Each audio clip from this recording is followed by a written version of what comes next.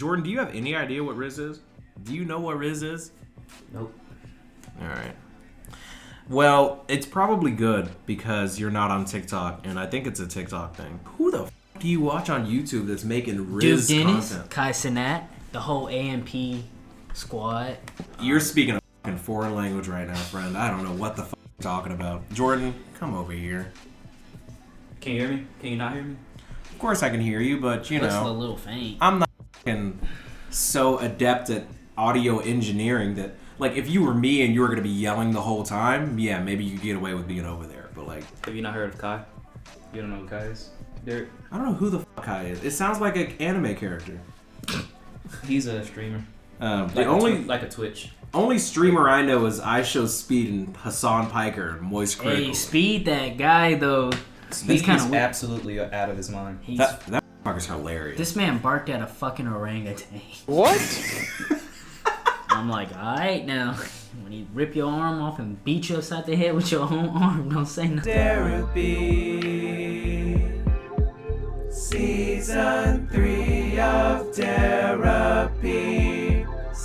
So now that the World Cup is over, I feel like it's appropriate to share the conversation between my dear friend Jordan, Fred, and I, where we talk about the state of the United States men's national soccer team, their performance in the tournament, how we feel about them, etc.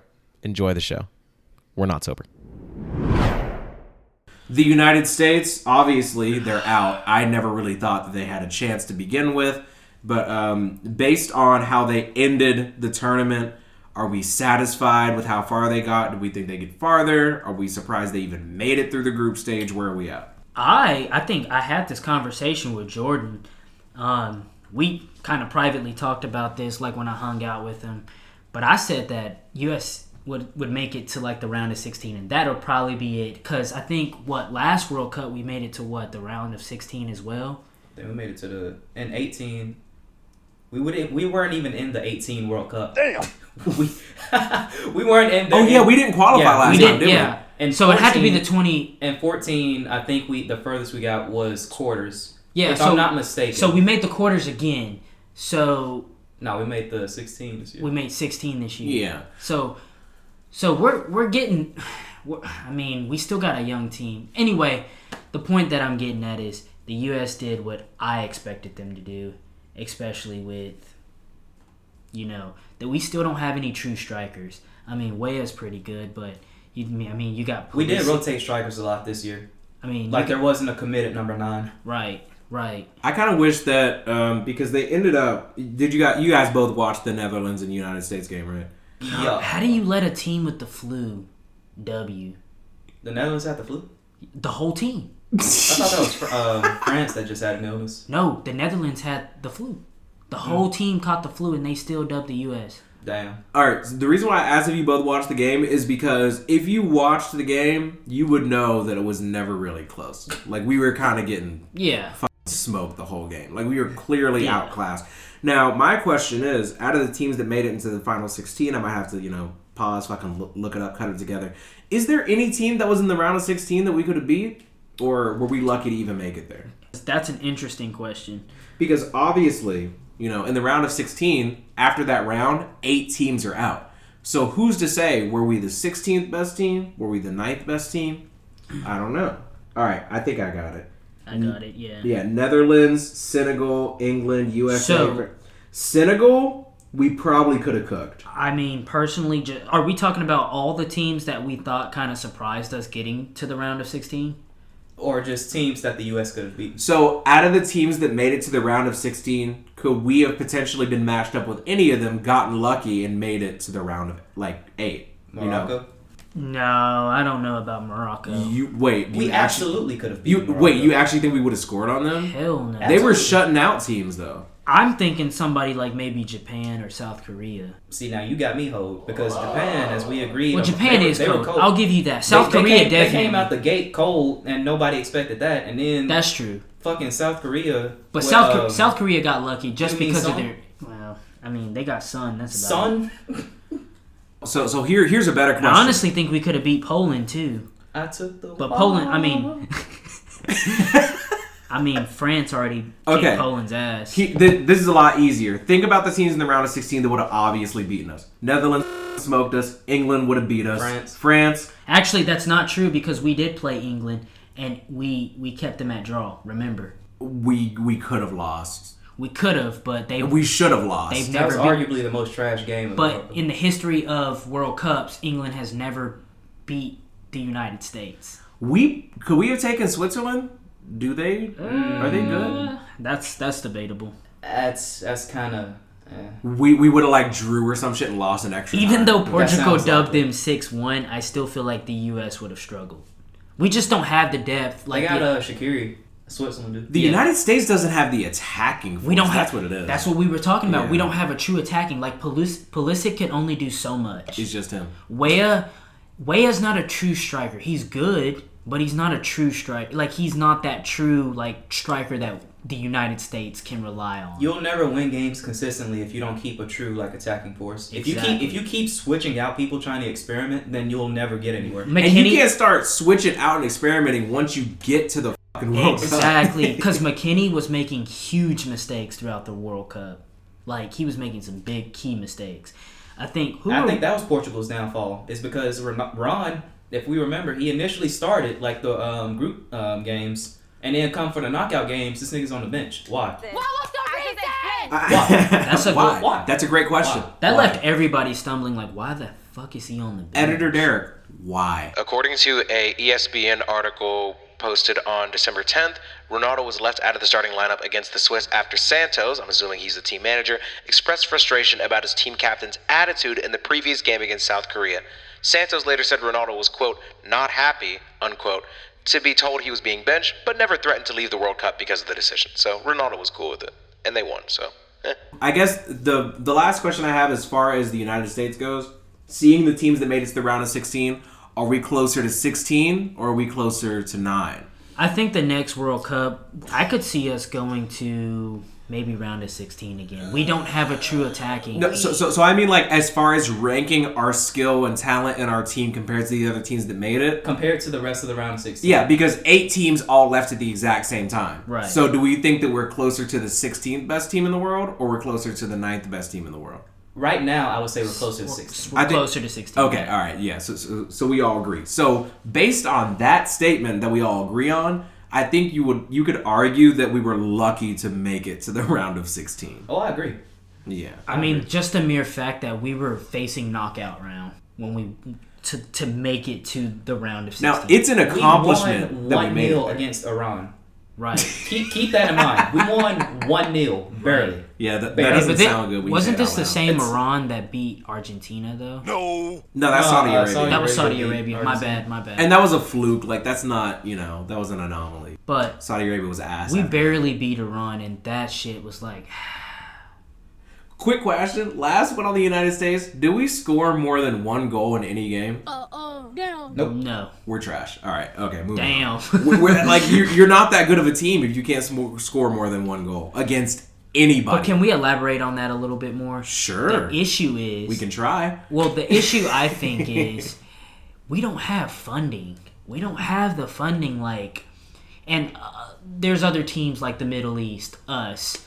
now, when you say funding, are you saying funding for training facilities or coaches? To like Derek was saying, we don't have enough like stakeholders or shareholders in it. But what are you saying? But that would help for the what is MLS. The money going to? I get that we don't have the funding. Oh, for like training facilities. When like it comes scouting to the next prospects. Scouts, coaches. Yeah. But when it comes to the international team, at the end of the day, you can only pull from players that were born in the United States, and we just don't have them like that. We don't. We're just not good enough. Well, actually, national call-ups, it's not really based on the country you were born in. It's citizenship for national teams. Right. You can fact check me, but I'm pretty sure it's citizenship because you're good. Rudiger, he's German, right? He plays for the German national team, but I'm pretty sure he could also play for like an African team. Just That's based true. off of like his parents. That's the same true. thing with Boateng. He played for the German It's whoever team, you get your FIFA license under. But his biological brother, plays for like Cameroon or something. Don't you think that, just generally speaking, from a pride and integrity standpoint, you would want people to represent the United States that were born in the United States. Hakimi. Like he plays for Morocco, right? Born in Spain. But I mean, like, personally speaking, I wouldn't want to go out of our way to get people on the team that have citizenship in the United States just so we can be better. I'd rather have a team full of people that are born in the United States. See, that's when you don't want to win games then. I just want us to be legit. Like the issue, you know? The issue is you can be legit. You just won't win but games. Here's the issue. But you'll be legit at least. The issue that I'm seeing is you look at Hakimi. Who does he play for club-wise? PSG. You look at Ronaldo. Who did he used to play for? Man, they play for like real clubs. They play for like Bap. I think he could have been eligible to play for Senegal. When Jordan says Bap, he's referring to Mbappe. Or like one of those African teams. But like what I'm saying is, and he was like, "F that." But you look at like who they played with on a club level. Like you can look at Rashford. He plays for Man U. You can look at Foden, England. He plays for Man City. Yeah. These are powerhouses. None of the players that we had on our team. You look at the US. It's like they're coming from MLS. They haven't like drifted out into the EPL, the La Liga. So when they're playing teams like the Netherlands or England, they're facing competition that they would normally never face. Right. So these people that they're facing, like you said, are coming from La Liga. They play a much faster pace. They're used to playing the best players in the world. When we went up against the Netherlands, we were probably terrified. We were like, we've never seen a move like this.